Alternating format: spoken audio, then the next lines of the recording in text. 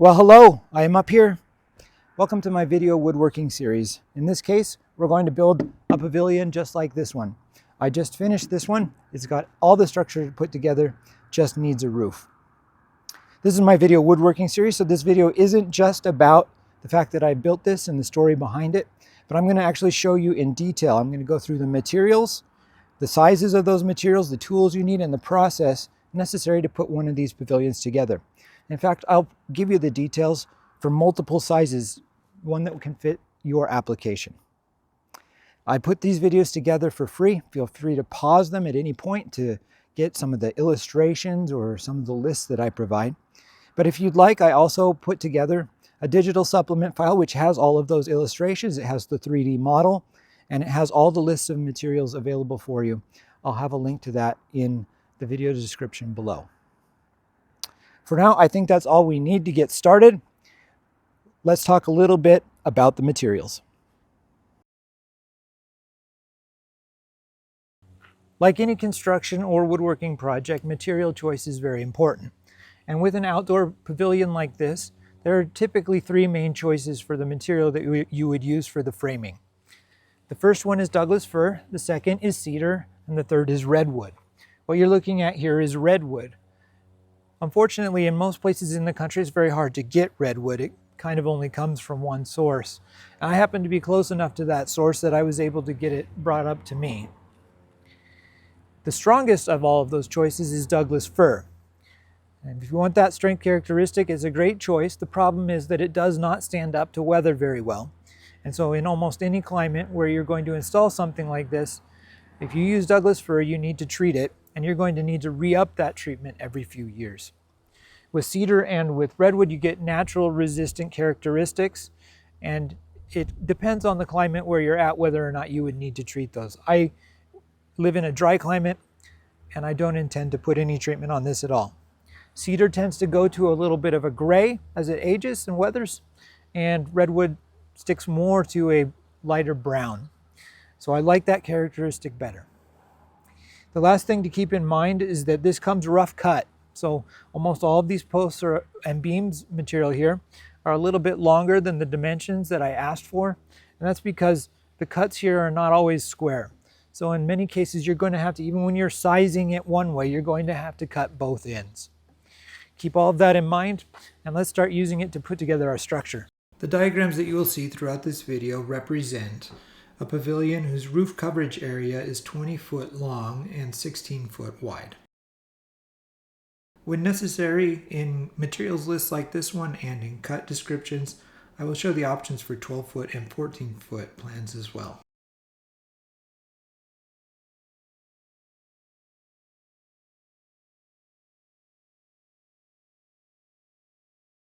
As this is a woodworking plan, I'm not going to go into extensive detail about the ground cover. There are a lot of options, including just leaving it the way that it is. You can also use pavers, you could use gravel, or in my case I poured a concrete slab. The size of the slab is the same as the size of the roof coverage, which in my case is 20 foot long and it is 16 feet wide. No matter your choice for the ground cover, you most definitely should put in a footing made of concrete for the post bases. The size of these footings should be a minimum of 2 feet by 2 feet and 18 inches in depth. I also recommend putting in a rebar reinforcement. You may also notice that I put in some trench drains in order to divert the water that comes when it rains from the roof. This option is up to you and depends on your use and the climate that you live in. One other material consideration early on is your post base. Now this slab was something that wasn't here before, so I had some options that may or may not be available to you if you're going to work with an existing structure or not. Underneath each one of these is a footing. This slab is only 4 inches thick, but the footing beneath this is at least 12 inches thick. And you're going to want that additional strength given that there's a load that's going to be coming down on it. So I have two kinds of post bases here. The first one is that kind that are used in the four corners, and it was embedded into the concrete as it was poured. So the strength comes from that slab inside of there. Now I was only able to get 4 of those. That was all they had at the store at the time. So I got a second kind for the ones in the middle here. And when I poured, I simply put this 5/8 galvanized bolt into the concrete, which is also strong. And then I got this kind of post base, which sits on it and can be adjusted a little bit to make sure that it's in line with the other two, and then just bolted down to the ground. They also make a type that has a flange on the outside where you can drill into existing concrete and fasten it to the floor that way, make it secure that way. All of those are fine options. That one's the strongest, and it's plenty strong for what we're going to have to do today. So keep that in mind when you're determining which ones of these you're going to use. Just make sure that they're nice and square and at the exact right position so that you can make them in a line and have a nice square looking building when you're all done.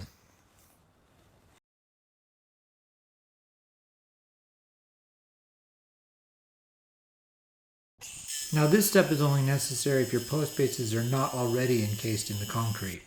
Normally the first thing that you would do is to stretch a string to make sure that all of the post bases are in line. But I just happen to already have a reference line in the concrete.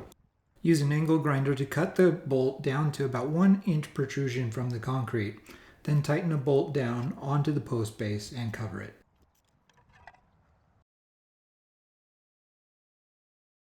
Okay, for this particular step I'm going to have to explain a little because I had to do it in the dark and thus I couldn't film it. But what I'm trying to do is find the relative level of each one of the post bases. The slab that they're sitting on has a slight slope to it. In case water gets on it, it'll run off, which means they're at different heights depending on where you are on the slab. And the way I did this is I took this laser level right here and I stuck it in the middle, and I had a green light shine on to each one of these, and I simply marked that spot with a pencil. That'll give me the relative level of each. Now, these particular types of lasers, they don't really go real far in daylight where you can see them, but at dusk or dawn, you can set it out there and see it pretty well. So I'm going to use these measurements to figure out how much I need to adjust each post so that the top of each is perfectly level.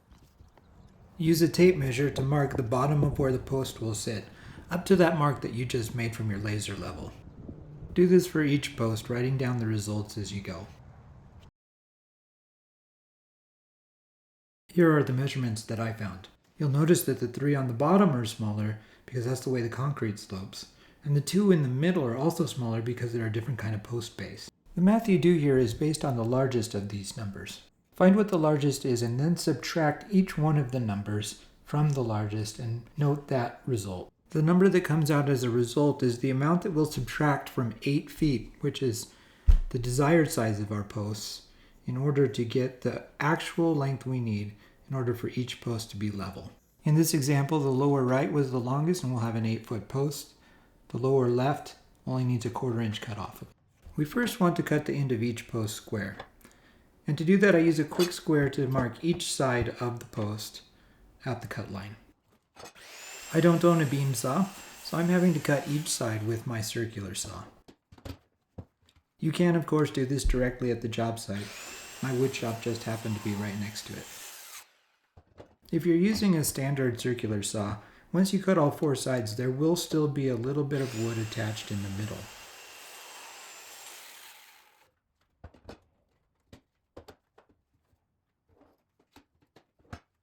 Here I use a Japanese-style pole saw in order to get through the remaining material, but you can also use a reciprocating saw to do the same thing. With one end of the post squared off, use the measurements that you calculated and mark the other end where you need to cut it. Mark around all 4 sides and cut off that end in the same manner that you did at the other end. Repeat this for all 6 posts using the measurements that you found earlier. Carry each post to its accompanying post base and just set it on the ground for now. We'll set one post at a time, starting with a single screw while holding the post roughly plumb. The goal for each post is to temporarily secure them so that they're plumb on all of their surfaces.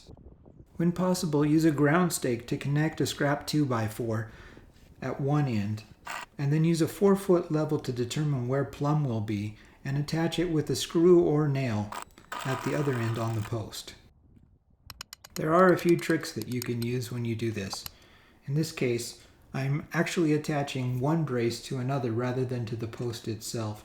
As long as it's close enough to the post, it should hold it securely enough to stay plumb. Another trick is to use one post to secure another.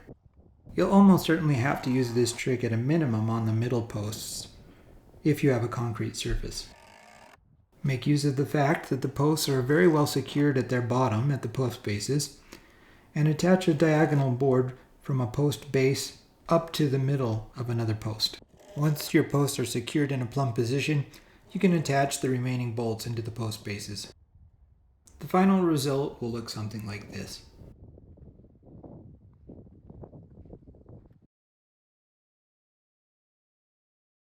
Use a ladder and a tape measure in order to determine the actual lengths between the tops of all of the posts. The dimensions shown here are just the ideal case. The 8 foot 3 3/4 inches measurements shown in this diagram are not super important, and we can just follow whatever is shown. If at all possible though, we want the widths shown as 13 foot 1 here between the posts on the width side to be the exact same. And it may be worth adjusting the plumb of the posts in order to obtain that uniformity across all three pairs. The next step is to prepare the beams that are going to support the roof. You should have 6 6x8 beams. On each beam, square off one end first with a cut, and then measure 10 feet over and square off the other end. No matter the distance that you measured on your posts, each one of these 6 beams will be 10 feet long. 4 of these 6 beams will support the rafters at the bottom and will sit on top of your posts. In these 4 beams, we're going to route out some holes and borrow some technique from our timber framing friends. The routing on the bottom of these beams is actually optional. In some cases, you can just set it on top of the post, but the pocket can also help you when you're placing the beams onto the posts.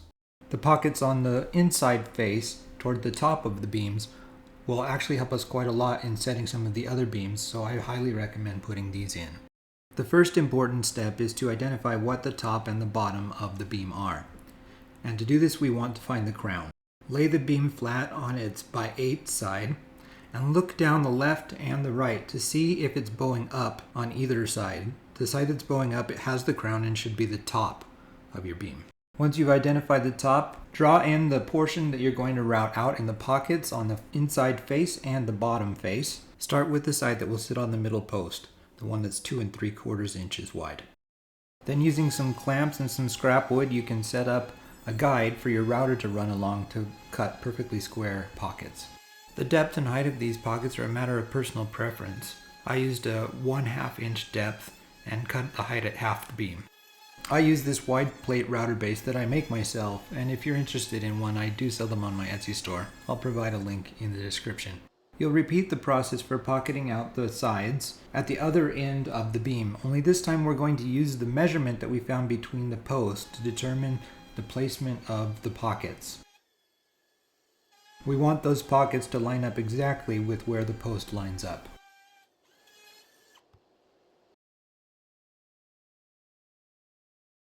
Lifting the beams into place is a 2-man job, and unfortunately I was so concerned about the safety of it I forgot to record it. Here you can see the beam sitting on the middle post into one of its half pockets. Once the beam is in place, you're going to want to secure it before adding any of the other beams. Here I'm using a corner 90-degree bracket to secure the post and the beam together, first at the middle, and then I'll move over to the other end and secure it with a T-bracket.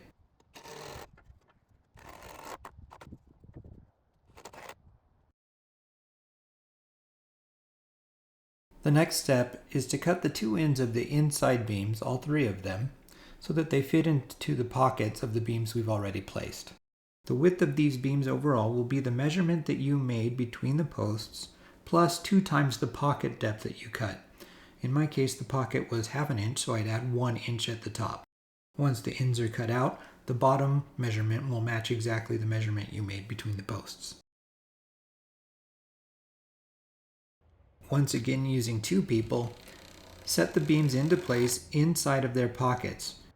They should rest there easily while you come back with 90-degree angle brackets and attach them permanently.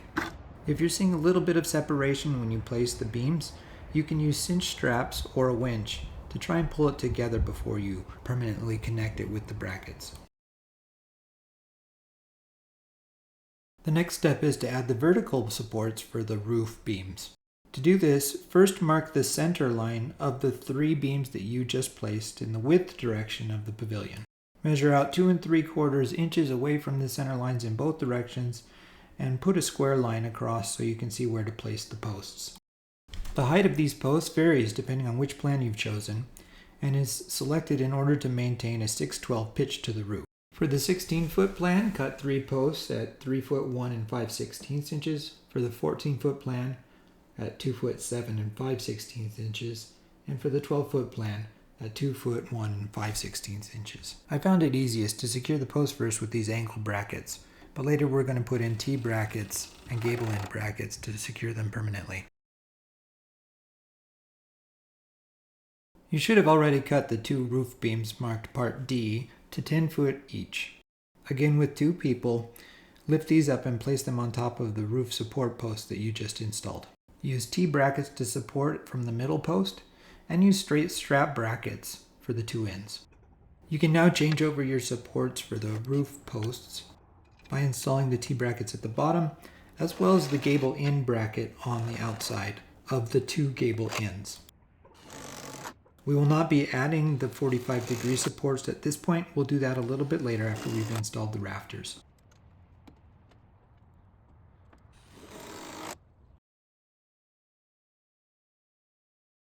To add some stability against racking, we're going to install 14 diagonal supports. Cut these out of your 2x2s, making the long end 2 foot in its measurement. You can save yourself a few cuts by flipping the boards over after you do one of your diagonals and using the same cut for 2 different pieces.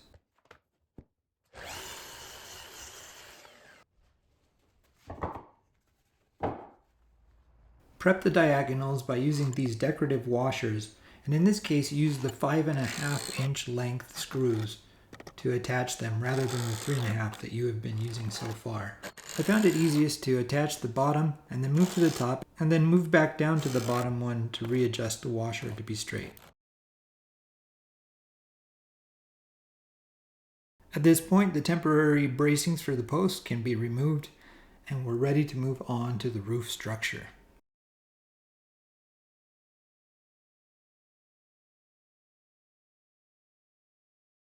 Okay, so my recording of this particular step didn't go very well out when I was actually building the structure. So I'm going to try and do this here inside.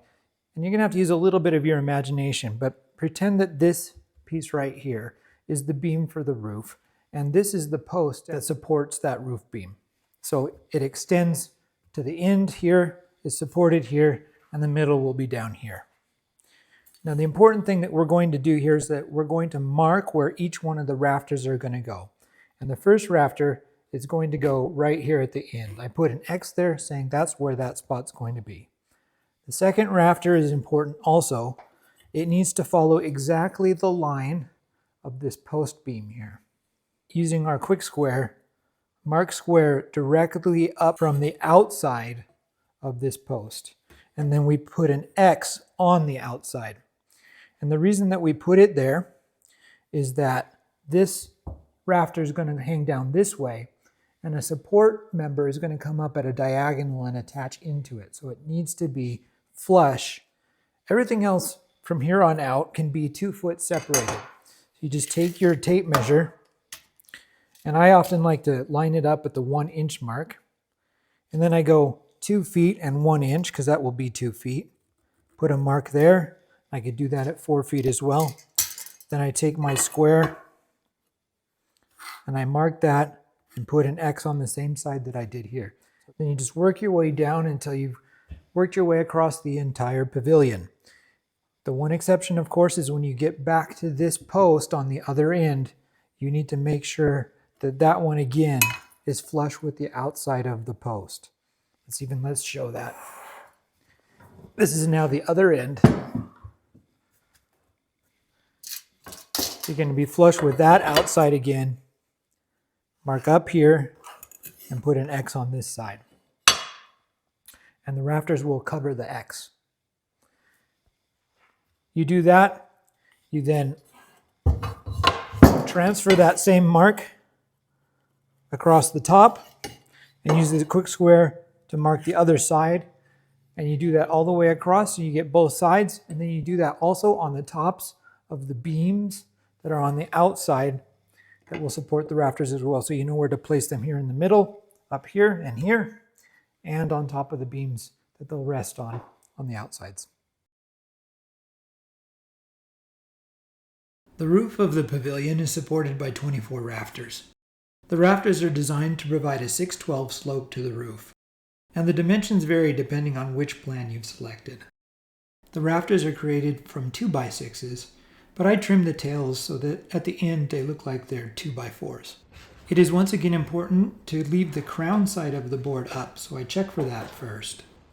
I then cut the two ends to length using a miter saw set to 26.57 degrees.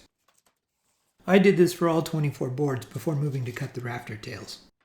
Use a quick square and a tape measure to draw out where the tails need to be cut. The lines can first be cut using a circular saw and then are finished off with a jigsaw. I recommend cutting just one of these and then test fitting it on both sides of your pavilion before cutting the others. I also added 2 pilot holes, one at each end, as guides for the screws that will connect the rafter to the beams. The rafters are installed one at a time by placing them on the marks that you made in step 2-1 and drilling 4.5-inch structural screws through the pilot holes you did in the last step. With the rafters installed, we can now also install the diagonal gable supports.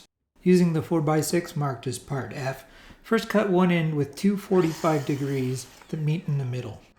My technique then was to cut the other end long, place it up where it would go into the rafters, and use a pencil to mark the rafter line and come back and make a second cut to the precise size. Attach the support to the gable end bracket with the structural screws into the rafters with stainless steel screws. Once you're done installing all 24 rafters, the final structure should look something like this.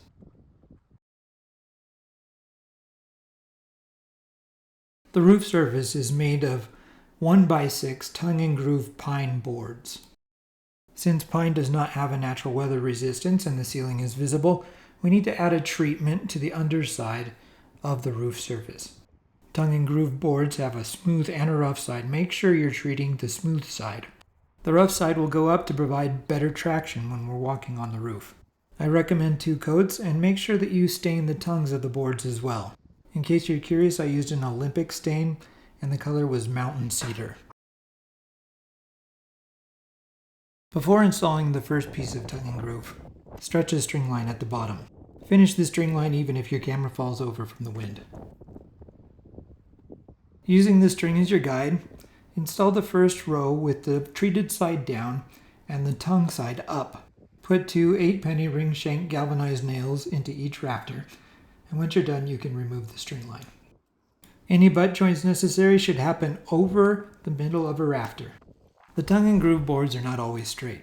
I found it helpful with some boards to tack in one side with just one nail in a corner, and then go fit it down into its groove on the bottom board. I could then go back and put nails in all of the rafters where they belonged. And as you can see here, I would line up the butt joints over a rafter middle, and I would just allow the excess to overhang out the end. I'll come back and address that later.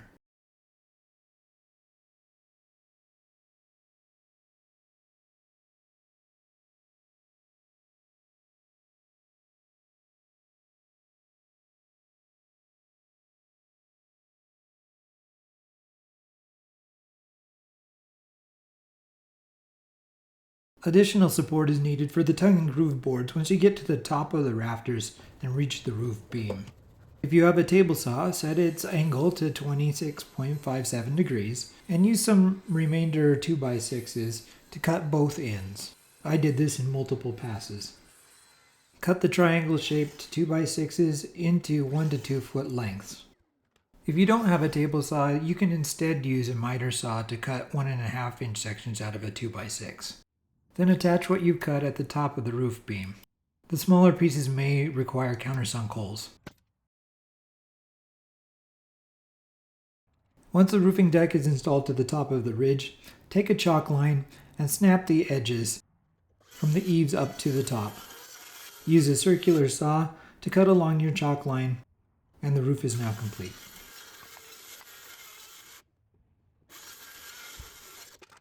Well, here it is. It looks great, and it's nice and solid too. I hope I've given you all the details that you would need in order to put together a pavilion just like this one. As I mentioned in the beginning, I did not include the information about how to put the roof on the top. I am going to record that in a separate video, and a link to that should pop up really soon. In the meantime, thank you for watching. Let me know if you have any feedback in the comments, and certainly if you like this, hit subscribe. It helps people find the video content that I make. In the meantime, enjoy building, and I'll see you at the next one.